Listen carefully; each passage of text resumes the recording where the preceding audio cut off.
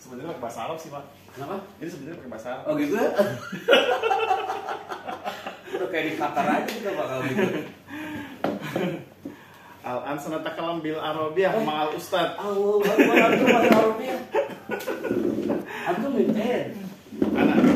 Ana min Jakarta. Berarti mah ada Arabia. Antum mutakhir Jumat. Amin Jamaah Al-Hukumiyah Jakarta. UNJ. Ya Rabbana. Rawa mangun antum. Naam. Iwa. Ternyata ini unik loh, di SMKN 49 Jakarta ada yang main Arabia. Maka dari itu Pak, kita mau membuat anak-anak itu belajar bagaimana bahasa Arab itu menjadi keseharian. Karena ini kan program dari Perpus 49. Jadi unik loh Pak, ini surprise ini. Bapak nanti kalau melihat poster yang kita bikin, itu sebenarnya kan ini kan smart public speaking ya kalau jargon yang dibawa. Di sini natakalam bil Arabiyah ada bahasa Arabnya tuh. Iya, kitabah bil apa? Sam'i wal basari, audio visual.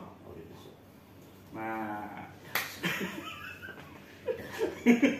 dari semua SMK ini mana yang paling unik kayaknya saya? Yang paling unik karena ada mulok bahasa Arab di sini. Ada jadi mulok buat santri, buat siswa. Buat siswa. Kelas 10 mulok, kelas ada mu'alim ya Arabia? Ada, Ana. Jadi kalau kelas 10 kelas 10 mulok Pak. Kalau kelas 11 12 baru mereka mapel.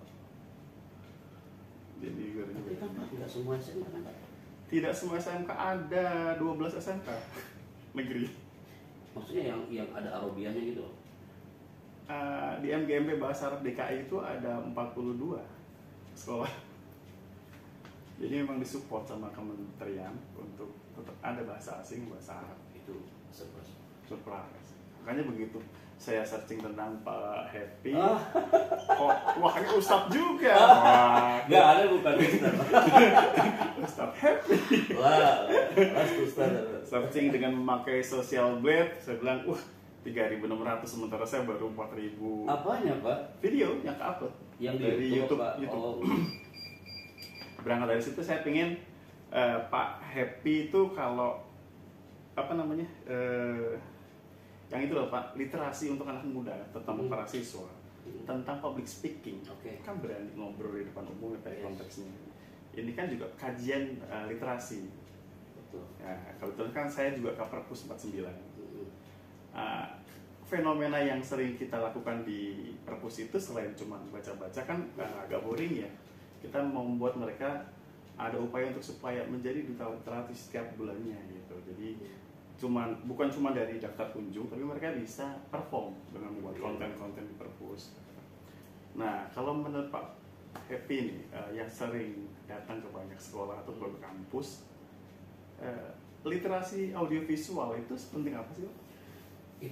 Itu sebenarnya senjata kami ketika kami perform di depan generasi milenial kayak gini Pak.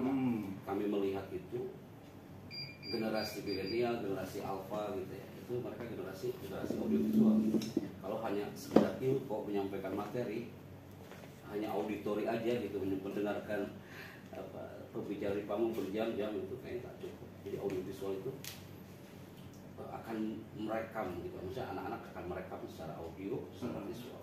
Jadi gini Pak, literasi kan berarti tidak cuma membaca ya Pak ya? Betul. Berarti memang ada ketika saya maaf nih, kemampuan saya tentang audio public speaking kurang. Begitu saya pantengin YouTube-nya Bapak dan IG-nya kemarin dengan kita akan menuju ke MTS di Bekasi, besok ke agendanya ke SMK. Saya pikir belajar dengan model begini kan lebih luas ya, karena kita tidak terbatas dengan waktu dan ruang kan. Maka saya ingin anak-anak muda, terutama di SMK 49 ini, siswanya bisa tuh memanfaatkan. Terlepas dari Pak Happy Chandra nanti tidak ada lagi di sini setelah memberikan materi, kan materi bisa ditonton lagi. Gitu. Apalagi kemarin bawa apa Pak namanya? Public with power apa ya? Speak with power dia, gitulah seperti itu. Kalau public speaking biasa katanya ya, kalau pakai power, wah orang ini Bapak udah ngintip ini. Bapak asli mana Pak? Sebentar Pak. Semarang. Oh iya salah. Undip dekat Pak. Undip dekat. Pak Adi saya dosen di sana. Jadi sebetulnya saya dapat jatuhnya di Undip. Cuman karena ditarik paksa sama ibu ke Jakarta ya sudah. Aura Semarangnya udah mulai hilang kayaknya. Hilang. Tapi kalau disuruh ngomong masih bisa nyautin. Kalau mau Inggil masih sedikit lah. Kasta dari aku, pulau. Masih ingat.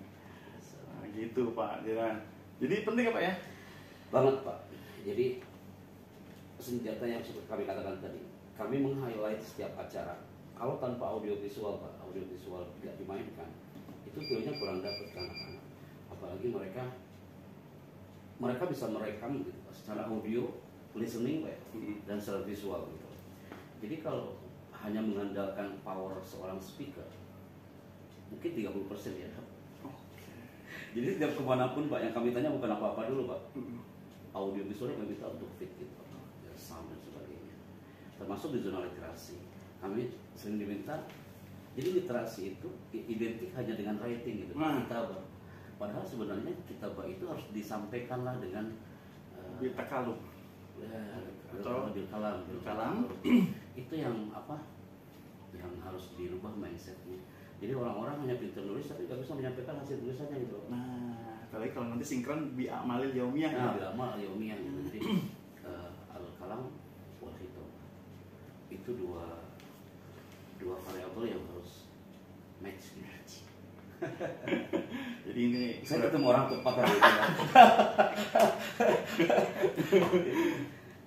Iya. Ya, saya dulu kan ikut paten MC dengan Kementerian Pemuda dan Olahraga itu. Saya ngerasa memang kemampuan MC, public speaking itu memang harus dikuasai, apalagi para pelaku organisasi. Karena tadi yang seperti Bapak bilang, sekelas ibu-ibu yang tidak bekerja jadi ART aja. Ibu rumah tangga bukan ART, ibu rumah tangga. Iya, bilang, nah sini. Wah, ini menurut saya, wah benar ini. Benar. Yang ibu rumah tangganya butuh public speaking gitu ya. Bapak udah ngintip ini. Jarang-jarang nih ada penyelenggara udah ngintip dulu. Iya, saya belajar. Iya, karena memang begitu.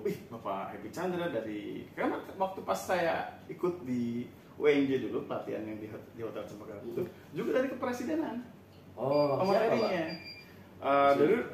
Dari Pak itunya sih protokoler ya, dari Bu Asmanita ya. Oh, iya.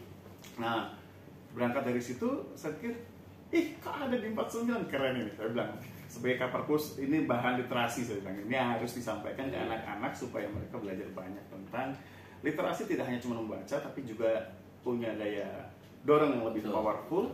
Tidak bisa maksimal tapi harus optimal ya Pak ya. Iya. All out. Dengan menggunakan kemampuan lain, auditori dan visual. Oke, itu dulu yang bisa saya rekam tentang bagaimana powerfulnya sebagai public speaker. Pak Happy Chandra sudah representatif datang di SMK 49 Jakarta dan akan mengguncang aula hari ini. Mudah-mudahan kita bisa lihat performnya yang lebih baik lagi. Kita akan ketemu lagi dalam video berikutnya.